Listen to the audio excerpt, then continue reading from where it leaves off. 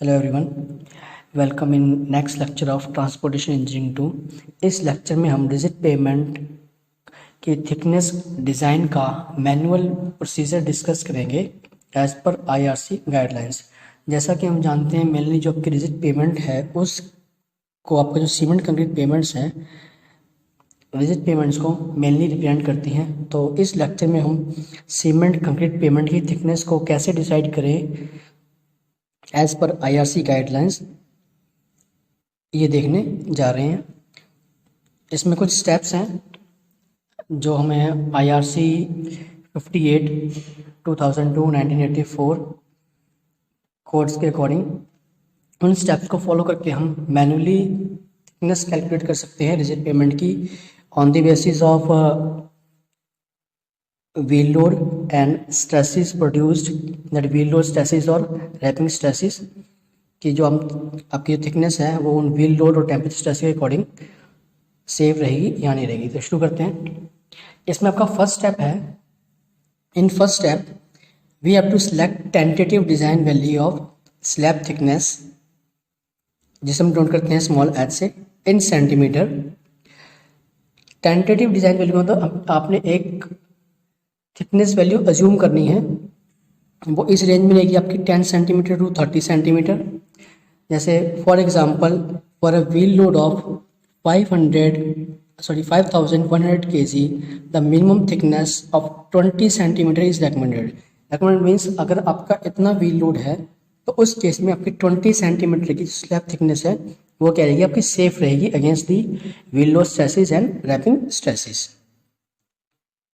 सो as per जो आपको load given होगा उस लोड के अकॉर्डिंग आपने इनिशियली एक कोई भी सेफ थिकनेस को अज्यूम करना है 10 सेंटीमीटर से 30 सेंटीमीटर तक। फिर हम इस थिकनेस को एनालाइज करेंगे on the basis of given wheel load stresses calculate करेंगे एंड टेम्परेचर और रैपिंग स्ट्रेसेस कैलकुलेट करेंगे।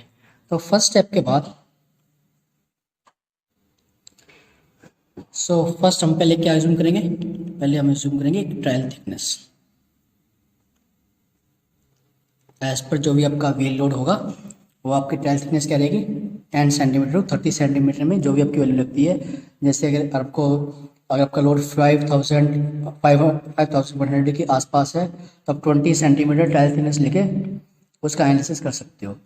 नेक्स्ट स्टेप, इन स्टेप 2 हम कैलकुलेट करेंगे फ्लेक्चुअल स्ट्रेंथ ऑफ कंक्रीट और मॉडुलस ऑफ रप्चर। क्या फॉर्मूला है इसका? फ्लेक्चुअल स्ट्रेंथ क्या होती है? This is equal to 0.7 square root of characteristic strength of concrete. Characteristic strength of concrete means जो आपकी डिज़ाइन ग्रेड है कंक्रीट की M20, M30, M35 जो भी है, ठीक है, वहाँ से हम निकालेंगे flexural strength of concrete. F of C की वैल्यू आपकी M35 है या फिर M40 है, जो भी है। बेसिकली जो आपकी रिकमेंडेड वैल्यू है for CC pavements by IRC कि हमने मिनिमम जो ग्रेड है इट इज़ M35, इससे कम का हम ग्रेड यूज नहीं कर सकते फॉर दी सीसी पेमेंट्स, ठीक है। तो अगर हम इसको हम चेक कैलकुलेट करें तो कैसे करेंगे, आपका flexural strength is equal to F of C R equal to 0.7 into square root of F of सी के। तो यहाँ पे कैरेक्टरिस्टिक क्या हुई M35 की 35,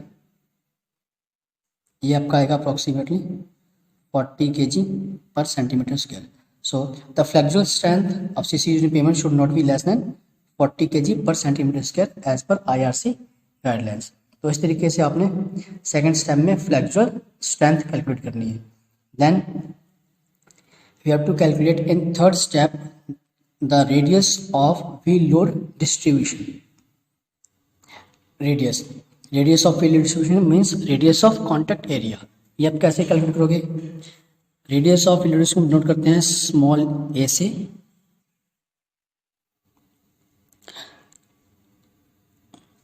small A that means radius of contact area और radius of wheel distribution, radius of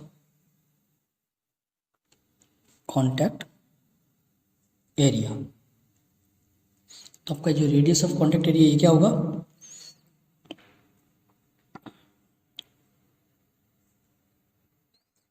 this will is equal to square root of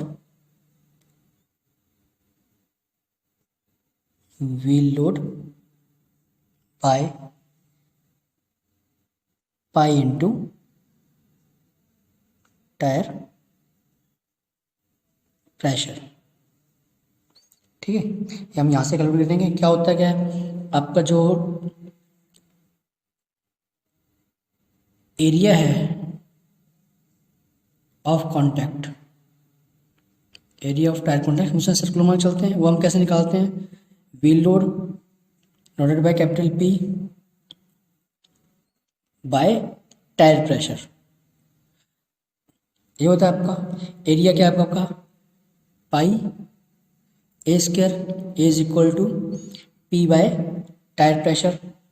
ठीक है, तो यहाँ से हम ए निकाल लेंगे, आपका पाई आ जाएगा टायर प्रेशर इंटू पाई, और A is equal to square root of wheel load by pi tyre pressure in centimetre. तो इस तरीके से radius of wheel load distribution और radius of contact area second third step में आपका ये calculate हो जाएगा। उसके बाद fourth step, radius of equivalent distribution of pressure that is small B. ठीक है, ये हम पहले करके आ चुके हैं। क्या चीज़ है ये, क्या तरीका इसका निकालने का, ए हमने कैलकुलेट कर लिया, एच हमने एज्यूम कर लिया, तो पहले हम चेक करेंगे ए वाई एच की रेशो कितनी है। ठीक है, A is the radius of contact area, H is the trial thickness. ये रेशो अगर आपकी it is greater than 1.724 then B is equal to A.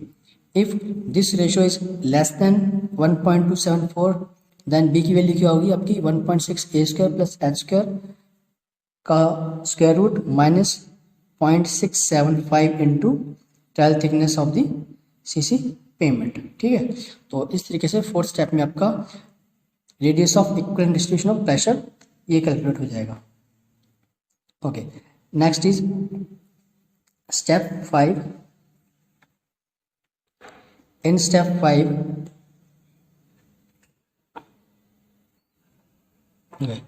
Step 5 में हम नेक्स्ट जो आपकी क्वांटिटी है वो हमें निकालनी है मॉडुलस ऑफ सबग्रेड रिएक्शन। जो आपका सबग्रेड सॉइल है उसका मॉडुलस ऑफ रिएक्शन कितना है, denoted by capital K. If it is not given then the minimum value recommended by IRC for K is 5.5 kg per centimeter square. अगर आपको given नहीं है तो minimum value 5.5 kg per centimeter square लेके चलनी है।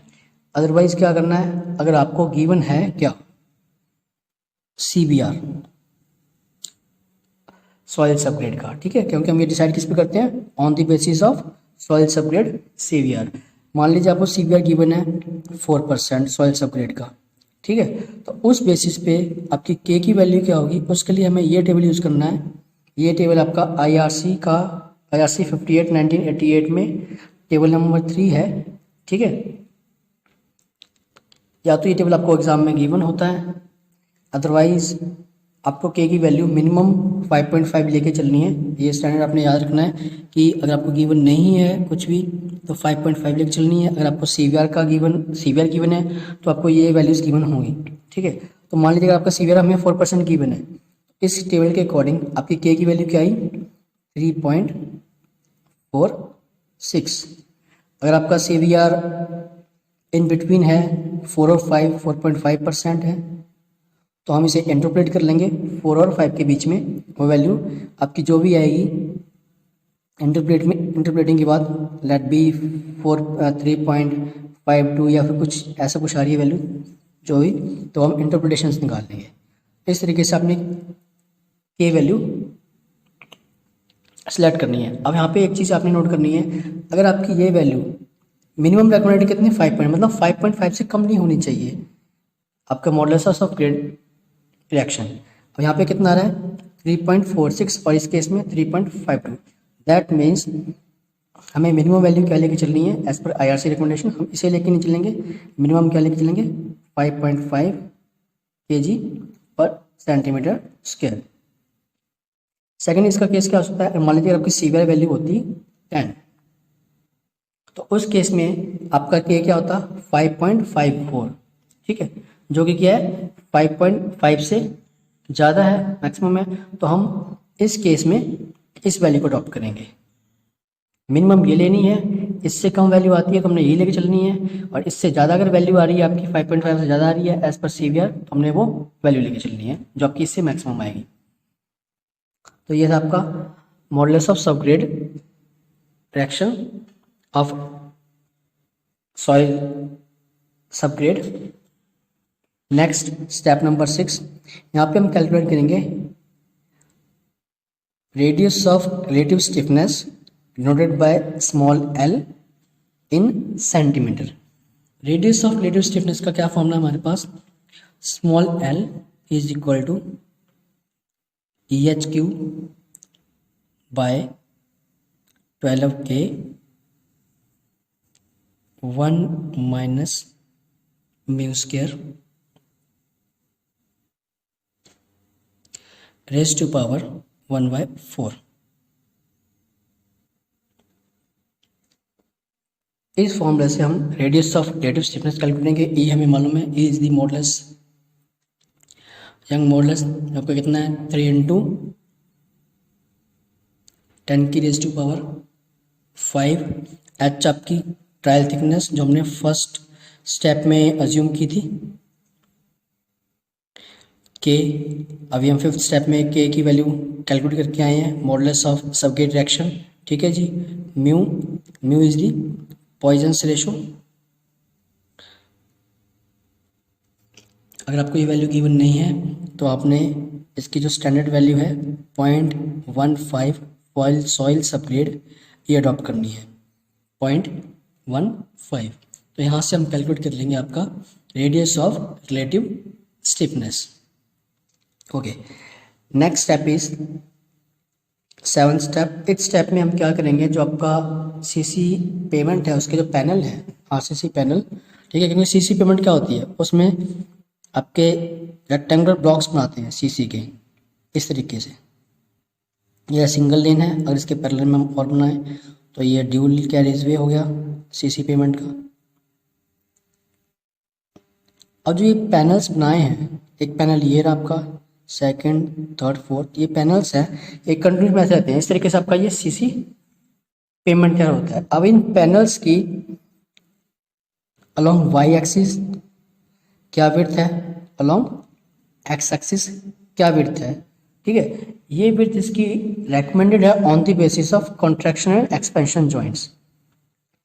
और इनमें जो ये गैप है, एक्सपेंशन और कॉन्ट्रैक्शन गैप, इस गैप की विड्थ कितनी होनी चाहिए, this width is recommended that it should not be more than 2.5 centimetre in any case. So also the maximum spacing between the contraction joint suggested by is 4.5 metre. जो आपका contraction joint है उस case में उसकी maximum value कितनी recommended है, 4.5 metre. And the IRC suggested that maximum spacing between the expansion joints should not be exceeded by 140 metre. जो expansion joints हैं उनके लिए ये स्पेसिंग 140 मीटर से ज़्यादा नहीं होनी चाहिए। तो हम ये चीज़ कैसे डिसाइड करेंगे, width of panel along the Y axis and along the x axis. जबकि वाई एक्सिस इसकी विड्थ है वो डिपेंड रहेगी आपकी टाइप ऑफ कैरिज वे पे। अगर ये सिंगल कैरिज वे है तो 3 मीटर होगी, ड्यूल कैरिज वे है 6 मीटर हो जाएगी, ठीक है। और ये विड्थ आपकी रहेगी along the x-axis, this will be as per contraction joint and it should not be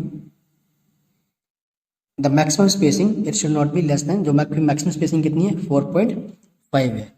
तो ये आपकी contraction joints में, जैसे एक पैनल में इसके आगे बनाऊं तो ये contraction joint आ गया, ये contraction joint आ गया, इन दो contraction joints के बीच की spacing maximum कितनी होनी चाहिए 4.5। तो आपने डिसाइड कैसे करना है, length along the X direction maximum कितनी 4.5, along Y direction as per type of carriageway, single है तो 3 मीटर, अगर ये ड्यूल है तो 6 मीटर, सिंगल कैरिज वे, ड्यूल कैरिज वे। तो इस तरीके से हम पैनल की लेंथ और विड्थ डिसाइड कर लेंगे। इसके बाद आपका जो इम्पोर्टेंट स्टेप आता है वो आता है स्ट्रेस कैलकुलेशंस का। इसके बाद हम व्हील लोड स्ट्रेसेस और टेम्परेचर स्ट्रेसेस कैलकुलेट करेंगे to decide to check the that जो हमने ट्रायल थिकनेस अज्यूम की है वो इस व्हील लोड स्ट्रेसेस और टेम्परेचर स्ट्रेसेस के अगेंस्ट सेफ है या नहीं है। तो फर्स्ट स्टेप में, स्टेप नंबर 8 में जो हम first type of stress calculate करेंगे वो क्या होगी आपकी wheel load stresses. Wheel load stresses पहले हम कैलकुलेट करेंगे एज रीजन पे, इनकी एज रीजन पे, पैनल की एज पे कितनी व्हील लोड स्ट्रेसेस हैं।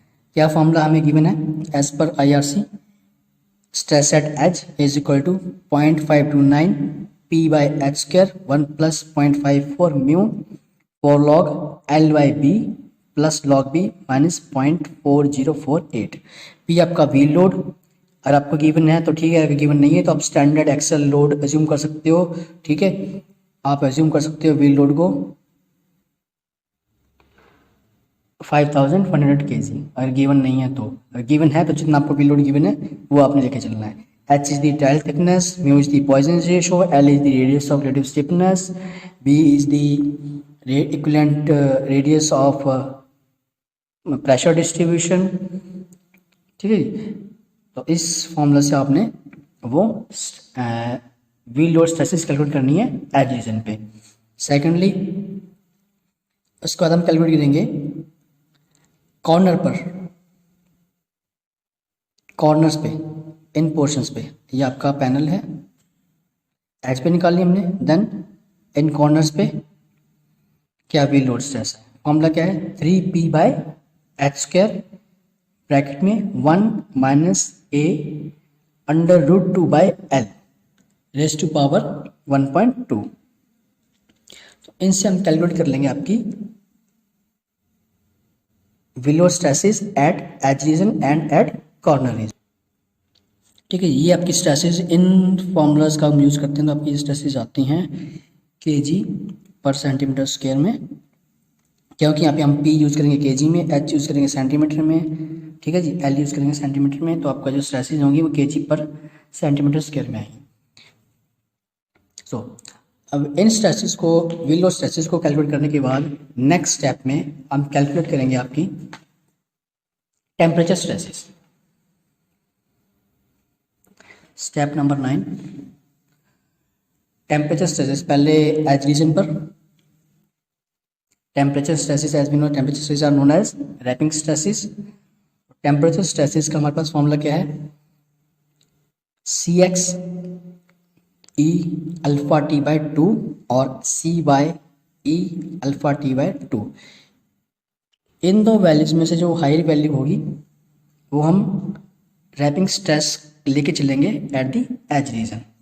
तो हमारे पास दो फॉर्मूले हैं, एक है Cx E α/T/2, दूसरा है Cy E α/T/2। ये आपका है along the x axis of the panel, ये along the Y axis of panel. ये आपका पैनल है, तो इस पैनल में जो आपका Cx और Cy है ये क्या है आपके, these are the Bradbury coefficients. Cx Cy are Bradbury coefficients.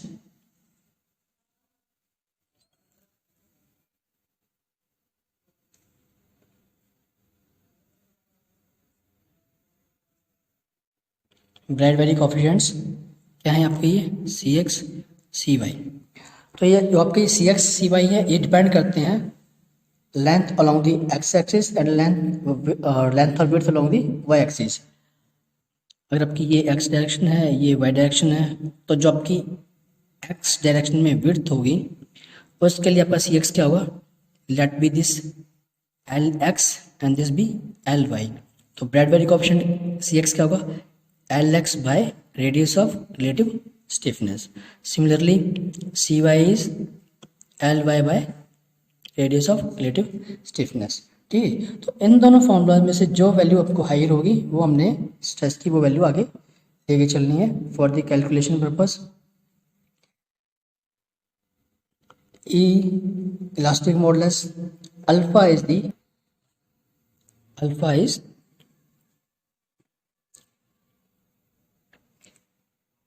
thermal coefficient of expansion. Thermal coefficient of concrete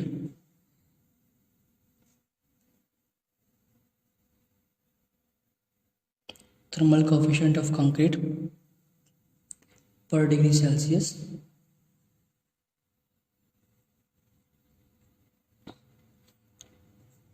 which is given as 10 into 10 की raised to power -6 पर डिग्री सेल्सियस। अगर आपकी इसकी वैल्यू गिवन नहीं है तो अल्फा हमने ये लेके चलना है। Small T is the temperature difference between the top and bottom of the slab. अगर आपकी ये स्लैब है तो इस स्लैब का टॉप और बॉटम का जो टेम्परेचर डिफरेंस है that is the small T. It depends upon the type of location. या तो ये आपको गिवन होगा कि ये टाइप ऑफ लोकेशन है और इसके लिए जब आपका स्लैब का टॉप और बॉटम का टेम्परेचर डिफरेंस ये है। अगर नहीं गिवन है तो आपको इस तरीके का टेबल गिवन होगा। उस टेबल में मान लीजिए आपकी लोकेशन दे रखी है पंजाब की, ठीक है, और आपने अज्यूम कर रखा है कि जो आपकी ट्रायल थिकनेस हमने रखी है 20 सेंटीमीटर। तो इसके अकॉर्डिंग जो आपका टेम्परेचर डिफरेंस क्या रह गया, स्मॉल टी की वैल्यू क्या रहेगी आपकी 13.1। तो आपने यहाँ पे स्मॉल टी क्या लेके चलना है 13.1 which depends upon type of location and assumed trial thickness of slab. So इस तरीके से हम रैपिंग स्ट्रेसेस को कैलकुलेट करेंगे। Cx और Cy का आपको पता है कैसे कैलकुलेट करते हैं हम Cx and Cy। Bradbury coefficient से पहले हम रिलेशन करेंगे Lx बाय L। Lx आपकी लेंथ होगी अलोंग दी L एक्सिस। अभी हम पीछे करके आए कितनी हमने ली थी, ये हमने as per IRC guidelines 4.5 Lx and Ly। अगर आपका सिंगल लेन है तो 3 मीटर मान लीजिए, सिंगल लेन है आपका Ly हो जाएगा 3 और जितना आपका रेडियस ऑफ रिलेटिव स्टिफनेस आएगा वो वैल्यू, ठीक है। ये रेशियो निकालने के बाद आपने कर्व यूज़ करना है। आप कर्व यूज़ कर सकते हो, टेबल यूज़ करना है जो आपको कोड में क्यों टेबल यूज़ कर सकते हो। जैसे ये कर्व है, इस कर्व में आप ये रेशियो निकाल लोगे Lx Ly। उस रेशियो के बेसिस पे जहाँ भी ये आपकी लाइन कट करेगी इस कर्व को, वहाँ से आपकी Cx वो Cy की वैल्यू आ जाएगी according to type of ratio आपने वो x में लिया है या y में लिया है। तो इस तरीके से आप रैपिंग स्ट्रेसेस कैलकुलेट कर लोगे। रैपिंग स्ट्रेसेस के बाद आती है आपकी frictional stresses. Frictional stresses corner पे आपकी उसके लिए क्या फॉर्मूला है WLF/2 × 10⁴ in kg/cm²।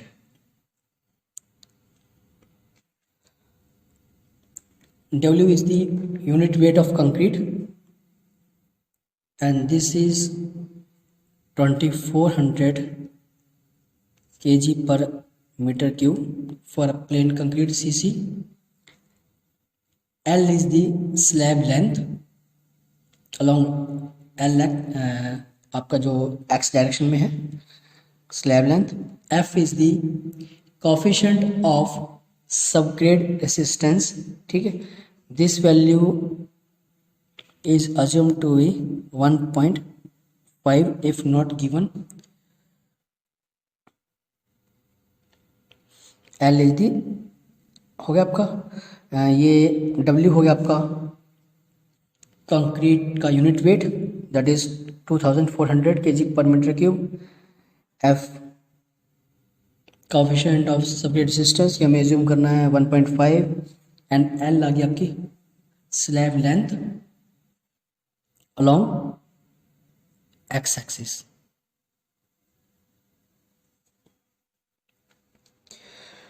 So after the calculation of these both type of stresses, ये हमने एच पे निकाल ली रैपिंग और फ्रिक्शनल। सिमिलरली हम कॉर्नर पे कैलकुलेट करेंगे warping stress and frictional stress. Corner पे रैपिंग स्ट्रेस फॉर्मूला हमारे पास E∝T/3 × 1 - μ × √A/L। सारी क्वांटिटीज वही हैं, सिंपली हमने पुट करनी है वैल्यूज और आपकी रैपिंग स्ट्रेस निकल जाएगी एट कॉर्नर। कॉर्नर पे क्योंकि फ्रिक्शन जब आपके कॉर्नर रीजन पे है फ्रिक्शनल स्ट्रेसेस जीरो लेके चलते हैं हम, क्योंकि वहाँ पे जो फ्रिक्शनल स्ट्रेसेस हैं कॉर्नर रीजन आपका फ्री हैंड होने की वजह से वहाँ पे फ्रिक्शनल स्ट्रेस कोई होती नहीं है, तो वहाँ पे आपके जो फ्रिक्शनल स्ट्रेस क्या रहेगी, जीरो रहेगी। ठीक है, तो इस तरीके से आप एज और कॉर्नर पे टेम्परेचर स्ट्रेसेस कैलकुलेट कर लोगे। उसके बाद आता है आपका critical combination of stresses. Next step में स्टेप 10 में हम लोग ने भी स्ट्रेसेस कैलकुलेट किए हैं, व्हील लोड स्ट्रेसेस और temperature stresses at edge and at corner. अब इनका हम क्रिटिकल कॉम्बिनेशन बनाएंगे स्ट्रेसेस का एज रीजन के लिए, कॉर्नर रीजन के लिए। फर्स्ट ऑफ ऑल देखते हैं एज रीजन के लिए, अगर आपका ये समर मिड डे है तो उसका क्रिटिकल कॉम्बिनेशन क्या रहेगा, load stresses plus wrapping stresses minus frictional stresses.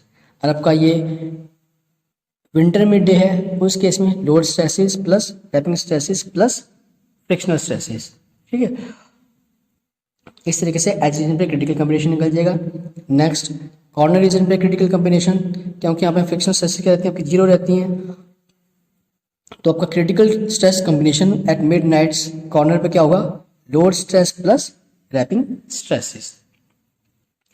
तो इस तरीके से आपने इन स्ट्रेसेस का क्रिटिकल कॉम्बिनेशन कैलकुलेट कर लेना है। After the calculation of critical stresses हम चेक करेंगे जो हमने स्ट्रेसेस कैलकुलेट की हैं उन स्ट्रेसेस को जो हमने थिकनेस अज्यूम कर रखी है उस स्ट्रेसेस को बियर कर सकती है या नहीं कर सकती, मीन्स उन स्ट्रेस के अगेंस्ट वो थिकनेस सेफ है या नहीं है। इसके लिए हमें स्टेप नंबर 11 में फैक्टर ऑफ सेफ्टी कैलकुलेट करना है for the maximum critical stress combination and flexural strength of concrete.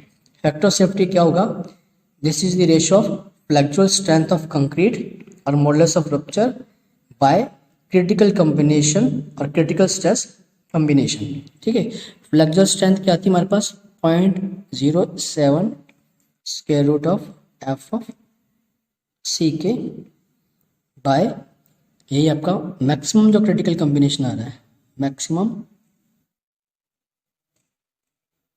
Critical stress combination. Okay, यहां से अगर आपका ये factor of safety equal to 1 और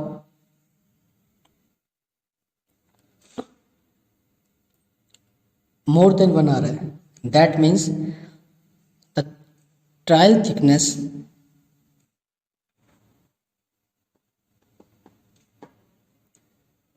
is safe and assumed h is okay. ठीक है, मीन्स जो हमने ट्रायल थिकनेस अज्यूम की थी वो क्या है, सेफ है, वो ओके है, आपका ओवर थिकनेस डिजाइन यहाँ पे खत्म होता है। लेकिन अगर आपका फैक्टर ऑफ सेफ्टी किसी वजह से लेस देन 1 रह जाता है, उस केस में क्या होगा, we have to try other value for thickness, for slab thickness,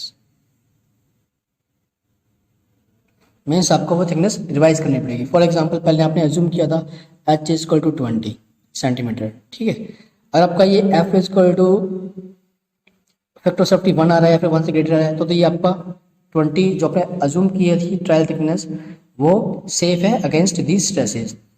अगर मान लीजिए आपका ये लेस देन 1 आ रहा है, दैट मीन्स आपको ये थिकनेस क्या करनी पड़ेगी, रिवाइज करनी पड़ेगी। रिवाइज का मतलब क्या है, आपको ये थिकनेस थोड़ी इंक्रीज करनी पड़ेगी। लेट बी 22 अज्यूम कर ली, नेक्स्ट इसके आगे में 22 अज्यूम कर ली, 21 अज्यूम कर ली, 24 अज्यूम कर ली। दोबारा फिर ये अज्यूम करने के बाद जो हमने अभी तक स्टेप किए हैं 10, फिर से आपने वही स्टेप रिपीट करने हैं सारे। ठीक है, देन आपने लास्ट में फैक्टर ऑफ सेफ्टी चेक करना है कि वो 1 आ रहा है कि नहीं आ रहा। अगर 1 आ गया then the assume thickness is okay. जब आपकी अज्यूम थिकनेस आपकी ओके हो जाए, ट्रायल थिकनेस आपकी सेफ हो जाए against the stresses, that is wheel load stresses and temperature stresses, इसके बाद उस थिकनेस को हम एडजस्ट करना है for the given traffic intensity. ये आपने नेक्स्ट स्टेप 12th स्टेप में करना है। Adjustment in the thickness of payment for traffic intensity means जो आपकी ट्रैफिक इंटेंसिटी है गिवन कि उस रोड से कितना ट्रैफिक निकलना है, उस ट्रैफिक इंटेंसिटी के अकॉर्डिंग उस थिकनेस को थोड़ा आपने एडजस्ट करना है कि ये रिक्वायर्ड थिकनेस कम रखनी चाहिए या फिर उससे थोड़ी ज़्यादा रखनी चाहिए। वो डिपेंड करेगा आपके on type of traffic intensity. आप इसको इस तरीके से समझ सकते हो, मान लीजिए आपने आज 22 अक्टूबर 2020 आज हमने ट्रैफिक काउंट किया उस रोड डिज़ाइन के लिए सीसी पेमेंट की, जहाँ पे सीसी पेमेंट बनवाना है। मान लीजिए आपका ये काम चला अगले 3 साल तक, तो अगले 22/10/2023 तक कुछ ना कुछ ट्रैफिक इंटेंसिटी आपकी इंक्रीज हुई होगी, ट्रैफिक बढ़ा होगा। तो उस ट्रैफिक काउंट के इंक्रीमेंट के अकॉर्डिंग आपके उस थिकनेस में क्या एडजस्टमेंट होनी चाहिए, वो इस हम स्टेप में देखेंगे। पहले क्या करना है, आपने ट्रैफिक वॉल्यूम निकालना है। ट्रैफिक वॉल्यूम अगले 20 साल के लिए जो हम डिज़ाइन पीरियड लेके चलते हैं 20-30 ईयर सीसी पेमेंट का, और आपने उसको प्रोजेक्ट करना है। The traffic volume projected for 20 year period after the construction using this relation AD P + 1 + R n + 20। AD is the number of commercial vehicles per day, P is number of commercial vehicles per day at last count। Last count means starting से पहले और उसके finishing के बाद जो हुआ है। R annual rate of increase in traffic intensity आपने लेके चलना 7.5%। N is number of years between the last count and the commercialising of new cement pavement. ठीक है, कितना टाइम लग गया, जैसे हमने यहाँ पे किया था 3 साल लग गए, हमने यहाँ पे कि 3 साल लग गए पेमेंट बनने में, तो वो आपका ये क्या है, एन। ठीक है, ट्रैफिक इंटेंसिटी निकालने के बाद हमने ये देखना है कि जो आपकी ट्रैफिक इंटेंसिटी है वो किस स्टेज में आ रही है। आपके कोड में और बुक्स में ये टेबल गिवन है। इस टेबल में क्या है, ट्रैफिक क्लासिफाई किया है A to G और उसकी इंटेंसिटी। इनके बेसिस पे उस थिकनेस में हमने क्या ऐड करना है, थिकनेस को क्या कम करना है, ये वैल्यूज गिवन है। मान लीजिए कि आपकी ट्रैफिक इंटेंसिटी आ रही है इन बिटवीन 45 to 150, तो वो किस में आ गया, क्लासिफिकेशन सी में आ गया। तो सी क्लासिफिकेशन क्या कहती है कि जो आपकी थिकनेस आई है उसमें से आपको कितना -2 सेंटीमीटर करना पड़ेगा, मतलब थिकनेस रिक्वायरमेंट क्या है, 2 सेंटीमीटर आपकी कम हो जाएगी इस टाइप ऑफ ट्रैफिक इंटेंसिटी के लिए। लेट बी हमारे पास सेफ थिकनेस आई थी 20 सेंटीमीटर ट्रायल। ठीक है, आपका ट्रैफिक आ गया 100 कमर्शियल व्हीकल्स पर डे, तो ये कैटेगरी किस में लाई कर गया, सी में लाई कर गया। सी क्या कहता है कि इसके लिए जो आपकी पेमेंट थिकनेस एडजस्टमेंट कितनी है, -2। दैट मीन्स -2 ये आपकी फाइनल स्लैब थिकनेस आ जाएगी। और केस क्या हो सकता है, अगर आपका ये आती है इन बिटवीन 450 और 1500, तो क्या है, 0। दैट मीन्स जो आपकी वैल्यू है that is final slab thickness. Third step क्या हो सकता है इसमें, थर्ड केस, अगर आपकी ट्रैफिक इंटेंसिटी आ रही है मान लीजिए ग्रेटर देन 4500, मान लीजिए आपकी आ गई 5000 कमर्शियल व्हीकल्स पर डे आ गई, तो ये लाई कर गया जी में। एडजस्टमेंट कितनी, +2। तो दैट मीन्स जो आपकी वैल्यू ट्रायल थिकनेस की आई है सेफ वैल्यू, उसमें हमें क्या ऐड करना है, 2। तो आपकी फाइनल एच क्या आ जाएगी, 22 सेंटीमीटर। तो ये था आपका last step for the in design of rigid payment, CC cement concrete rigid payment. इससे नेक्स्ट लेक्चर में हम एक न्यूमेरिकल सॉल्व करके देखेंगे सीमेंट कंक्रीट पेमेंट पे। Thank you for watching the lecture.